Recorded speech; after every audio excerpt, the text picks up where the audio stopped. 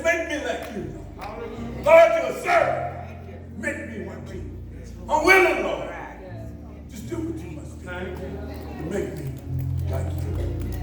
Amen. Amen. Amen. Hallelujah. Amen. Amen. I'm glad y'all had the men singing today.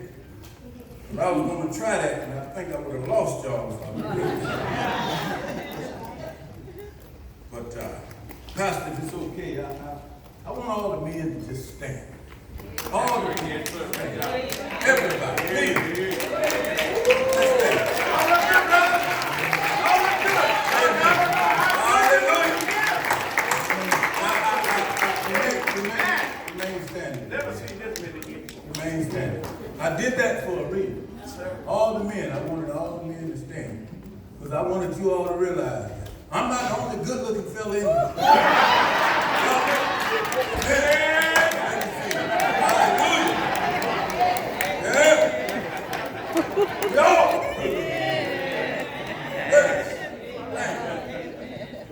Amen. I'd like to thank the pastor and the first lady, the clergy of this great church, my wife and daughter, the officers of this church, especially the choir and the musicians. And everyone under the sound of my voice.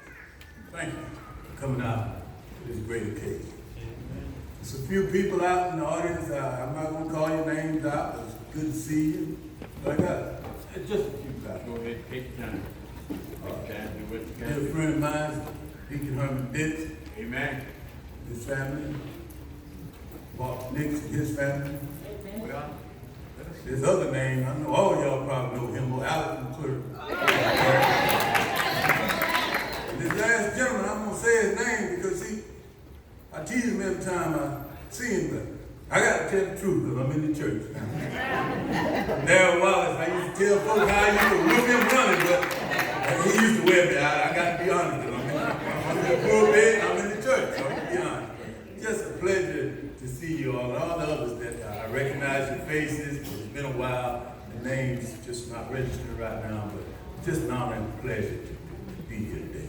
Amen. I don't know what pricked his mind and his heart, Brother David, for reaching out. I thank him and the committee and the pastor for his trusting in God and allowing me to come in today and practice my preaching. Because it is something that will never be perfected. Practice my preaching. If you would turn to your Bible with me. Romans chapter 7, verses 14, 25.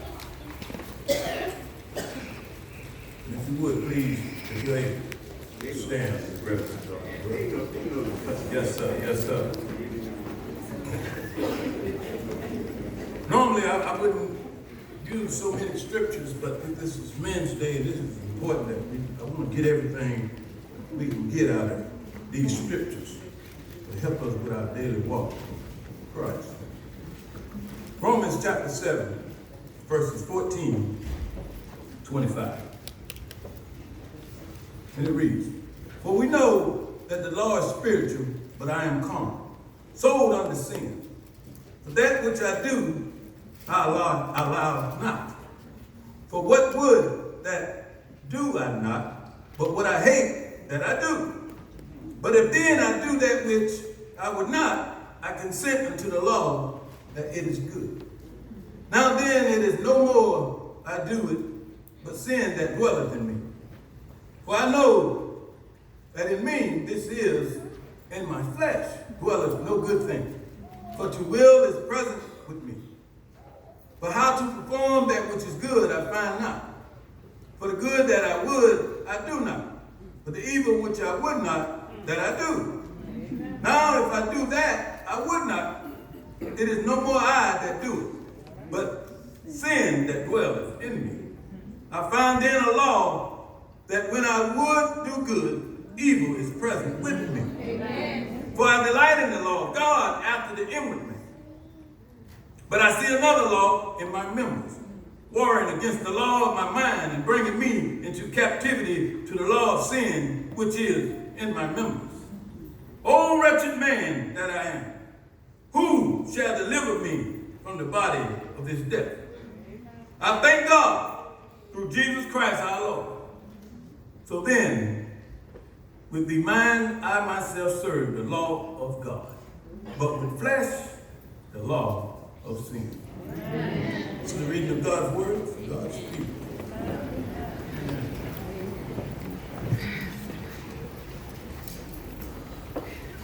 And I apologize, but my wife already did it. Bring greetings to you from our pastor, Pastor Bobby Dukes, and First Lady Dukes from Bryant Baptist Church.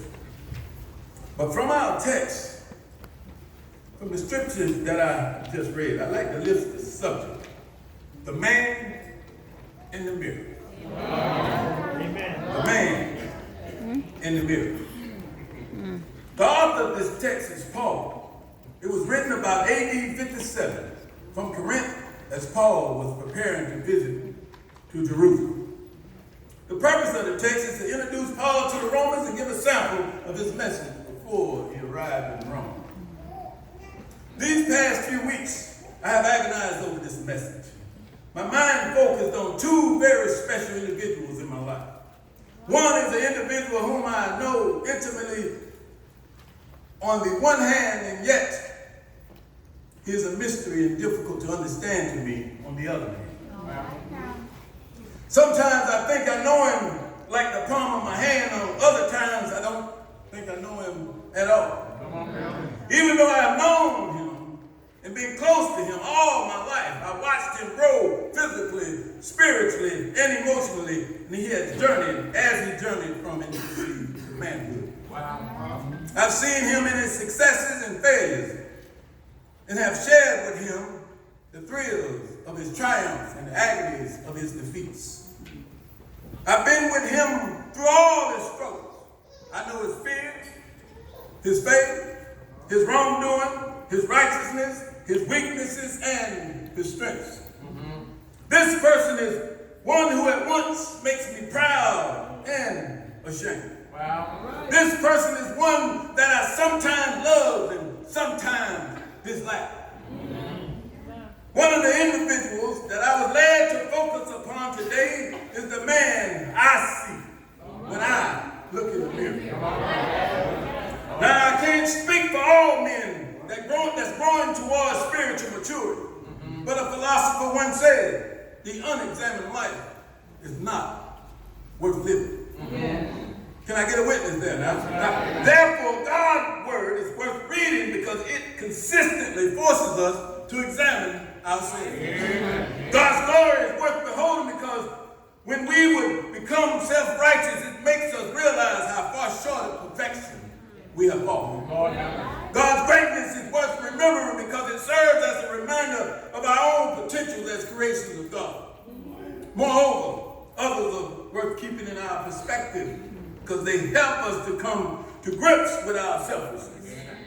The need of others is worth our attention because they safeguard our inclination to take our blessings for granted. This crucial question in our text is important because it raises the issues of self-examination. This important question today comes out of the agony of Paul's own self-examination. One of the reasons for Paul's constant growing faith and one of the reasons for his witnesses was so effective was found in his willingness to look honestly at himself. And a number of us pretend to be more righteous, to be more sincere, more intelligent, more fluent, more generous, more committed, and more honest than we actually are. However, when I read the writings of Paul, I'm amazed at his openness in confronting his own struggles and weaknesses. The passage from which this crucial question comes is a case in point. Listen to Paul as he talks about his difficulty with the man he sees in the mirror. He writes that I do not understand my own actions. I can will what is right, but I cannot do it. I do not do the good I want, but the evil I do want is what I do. So I find it to be law that when I want to do right, evil lies close at hand. For I delight the law of in my inmost self. But I see in my brothers and I another law at war with the law of my mind, and making me captive of law of sin which dwell in my brother and I.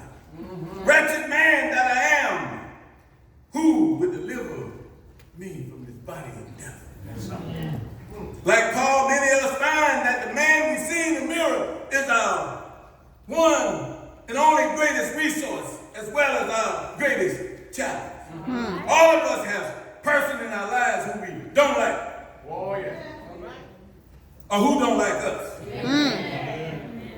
And we all have those who we frankly could not do without. Persons who intimidate us or make us feel insecure. Those who get on our nerves. Or those who cloud up a bright and sunshiny day. Yes. However, I discovered that if I can keep the man in the mirror correct, I can handle anyone else.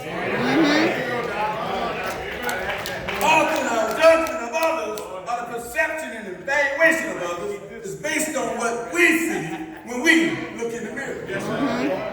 If we feel good about what we see in the mirror, then we would not be intimidated or be fearful of or jealous of what we see when we look at others. However, if we do not feel good about what we see in the mirror, anyone can manipulate us. People who are always picking others apart do not like what they see when they look in the mirror. If they like what they saw in the mirror, it would not be necessary to pick everybody and everything else apart just to feel good about themselves. Pastor, it's okay. I just got to be real for this moment right here. I once had a church leader who found fault in just about everything I did. I could not do anything right for him. And if I ever did, he was suspicious about my motives. He was negative and mean-spirited and would talk about me everywhere he went to anybody who would listen. Of course, in all fairness to the brother, he not only talked about me, he talked about a number of people, just as most gossipers would do. I'm sorry, but I just have to keep it real. Gossipers are they very seldom talk about only one person. Someone came to me and said, what did you do to the brother? I said, what did you do to him? He surely dislikes you. Well, I told him. I said, I don't know what I did, if anything. I don't know what I did if I did anything.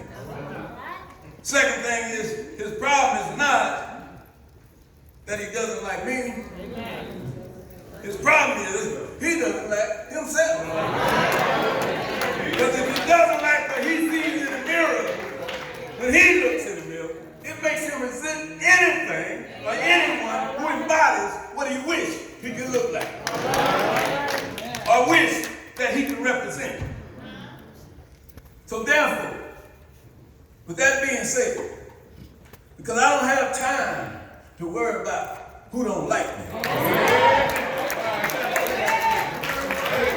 I don't have time to worry about who don't like me, because I'm too busy loving the people who love me. Therefore, with that being said, allow me a little more time to just share 3 ideas pertaining to our subject at hand, the man in the mirror. Our first idea, you must have the ability to handle your problems. Second idea, you must change the person in the mirror. Our third idea, you must know Jesus is your greatest asset. All of us have problems.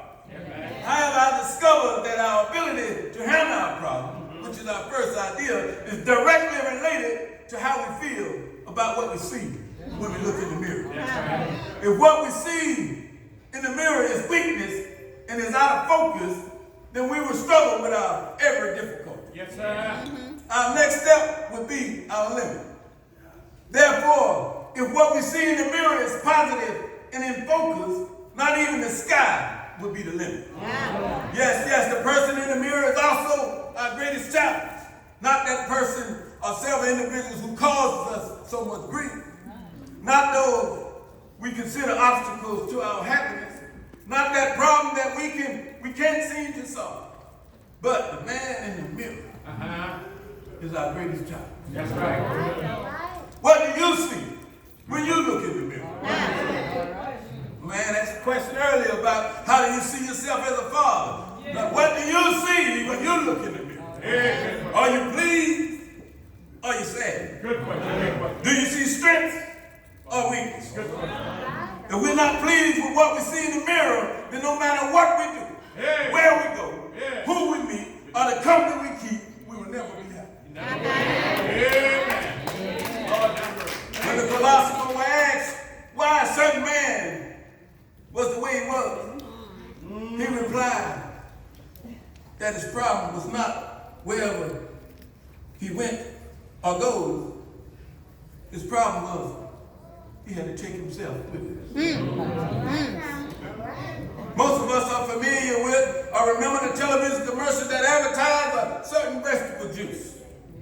In this commercial, people are looking at the world that looks slanted. I don't know if y'all remember that. The commercial itself was turned sideways. Took me a while to figure that out, but it finally got revealed to me. The world, however, is not slanted. The people are out of focus because they supposedly are deficient of the vitamin that their juice being advertised provides. The message of the commercial is simple. The world isn't altogether out of focus, but we are. If we want the world to look straight, we must begin by straightening up ourselves. That's right. Amen. Michael Jackson made this point in one of his songs titled "The Man in the Mirror." And by no means I'm going to try to sing that for you. The lyrics describe one who looked upon the world of hungry children on the streets without enough food to eat, and a homeless person with no place to lay their head, who reaches the conclusion that a place to begin setting things right is by changing the man seen in the mirror. That's right. Though aware of the reality that systems oppress and other people have a responsibility to set things right, but that does not excuse him from his responsibility of trying to set the world right. That's right. So he decided that he would begin by looking in the mirror and straightening out the man he sees. And he stated that if you want to make this world a better place, take a look at yourself and make a change. Amen. The place to begin making a difference is by changing the person in the mirror. That may not be all that is necessary, but that's the starting place. The place to begin saving a marriage is by changing the person in the mirror. See, most of us want to do just the opposite. Yes, sir. We want to start remaking our mates. And if a marriage is to be saved, perhaps our mates will have to change also. Come on, Richard. But while we demand changes in them, it's important that we examine ourselves at the same time. There are three sides in every situation of conflict. My side, your side, and the truth. The place to begin making the church into a better church is by changing the person in the mirror. Most of us work just the opposite. Yes, sir. When something is not quite right, we want to change everything but ourselves. We want to change pastors, change ministers, change deacons, change musicians, change officers and auxiliary heads. Why seek a new spirit if all we want to do is the same old safe and familiar thing? The place to begin changes with the person in the mirror, which is our second idea. So that we can receive a new word from heaven and a fresh anointing of the Holy Spirit. The person in the mirror is the logical starting point because the individual is really the only person we can change. We cannot make people on our jobs, I in the church, work right, live right, That's right. act right, right, give right, and do what they're supposed to do. The only person conduct that we can have any control over is our own. We can try, talk and plead with companions, children, and members of our family, and those we love, but we cannot change them. Don't fool yourself. You cannot change anyone other than yourself. More often than not, what you see is what you get. You can encourage, assist, and support change. You can pray for change and set an example for change. But change will not take place until the other person is willing to confront the person they see in the mirror. They open up to that change. The desire for change may be in us and others, but the power to change does not come from either of us, but from that somebody whom I'm going to soon tell you about. Come on. What do we do about the person we see in the mirror? Good question. Let's look at how the man Paul dealt with the man he saw in the mirror. Come on, preacher. Paul wrote that wretched man that I am, who will deliver me from this body of death. Come on. What was his answer to this crucial question? It was thanks be to God through Jesus Christ. As I focus upon the man in the mirror, whom I know and love so much, like Paul, I was led to another man whom I know and love very much. And this man in the mirror is my second greatest asset. The other man is my greatest asset. And his name is Jesus. Yes. Which is our third requirement. So permit me to tell you something about this Jesus. The man on the cross who helped me deal with the man I see in the mirror. Why I love him so. Why I'm so devoted to him. This man understands how I feel as an African American. Because he too was oppressed in the land of his birth. He was a victim of prejudice. When some learned of his background, they asked, can anything good come out of that? But some might ask, can anything good come out of Wilson? He was a rejected man who came into his own, but his own received him not. However, the rejection of some did not stifle his blessing for others. Yes. For as many as received him, to them he gave the power to become sons and daughters of God. Jesus was a man's man. Why you say that, preacher? Jesus was a man's man. Yes, sir. All kind of men were drawn to him. Fiery men like John the Baptist. Cursing men like Peter the fisherman. Ambitious men like James and John. Humble men like Andrew. Wise men like Nicodemus. Affluent men like the rich young ruler. Business men like Matthew and Zechariah. Persecuted men like the 10 lepers. Men like blind Bartimaeus, who could not be hushed. Determined men like those who uncovered the roof in order to get to him. Men born blind, who could not be bullied. Searching men like Nathaniel. Cynical men like Thomas. Misguided men like Judas. Quiet men like James the Lesser and Philip. And men who, like the dying thief on the cross, had committed crimes, but were all still drawn to Jesus. Jesus was a woman's name. Why you say that, preacher? Why you say that, preacher? Women followed him because he was so secure within himself. But he never put any of them down to build himself up. Instead, he lifted them up. He loved them without exploiting them and genuinely respected them rather than merely tolerating them. He was a child's man. He said, let the children come to me. Do not hinder them, for to such belongs in the kingdom of God. He was a homeless man. As a baby, he was born in a stable. And as an adult, foxes had holes and birds had nests. But he, the Son of Man, had no place to lay his head. He was a poor man, but he was a working man, a carpenter by trade and training. And when he died, all he owned was the robe on his back. Yet, despite his poverty, he made many rich. Yes, sir. Yes. Jesus was a healing man. Yeah. A man who had lain beside Bethesda pool for 38 years. Yeah. Asked the man with the withered hand. Yes, sir. Asked the father with the epileptic son. Yeah. Asked the woman with the issue of blood. Yeah. Asked the centurion who had a sick servant. Jesus was a man who understood what in human beings and what we needed as human beings. Asked the legion with the multiple personality disorder. Wow. Jesus was a loving man. Greater love has no man than this, that a man that lay down his life for his friend. He was a man who was not afraid to cry. He wept at the tomb of Lazarus and for the city of Jerusalem. He was a praying man. He was known to spend long hours taking and talking to his Father in heaven. Yes. He was a preaching man whose message was that the kingdom of heaven was at hand. Yes. He was a teaching man who could confound the wise and enlighten the simple. Yeah. He was a singing man. At the Last Supper, when he sung a hymn and he went out into the mountains of Olives. Yes. Jesus was a man whose words meant something. The wind and the waves obeyed his command. He was a man of peace.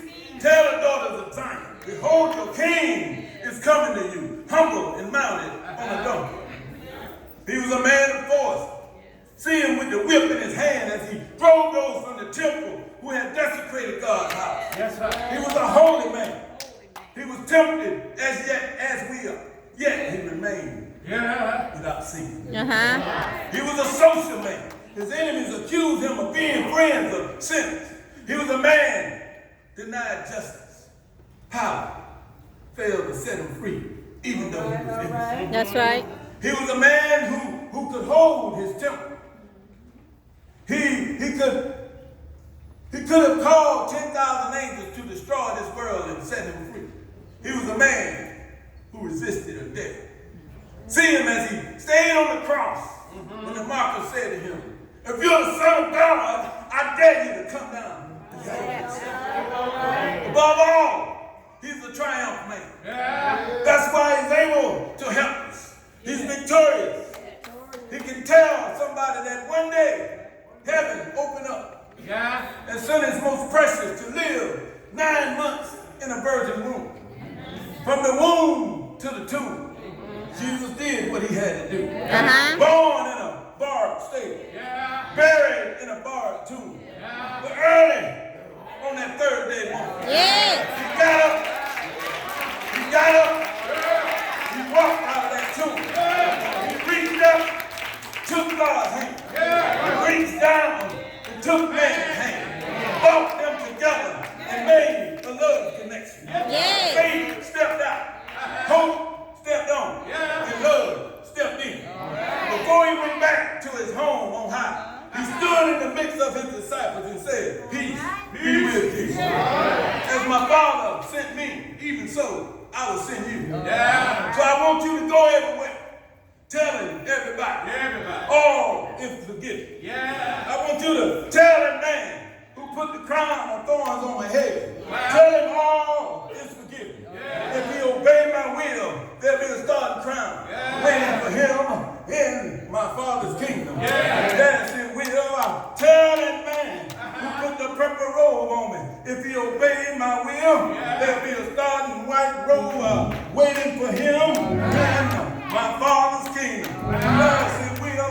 They'll tell those who spit in my face, if they obey my will, when they cry late in the midnight hour, I'll be right there to dry the tears from their teary eyes. That's I will. Tell the man who drove the nails in my hand, if he would take me by the hand, I'll lead him through the dangers seen and unseen. Tell the man who drove the spikes in my feet, if he followed my footsteps, I will lead him through the valleys and shadows of death. Yes. Tell the man who put the stripes on my back, if he would obey my will, by those same stripes, he will be healed. Tell the man who put the spear in my side, there's a fountain filled with blood drawn from Emmanuel's veins.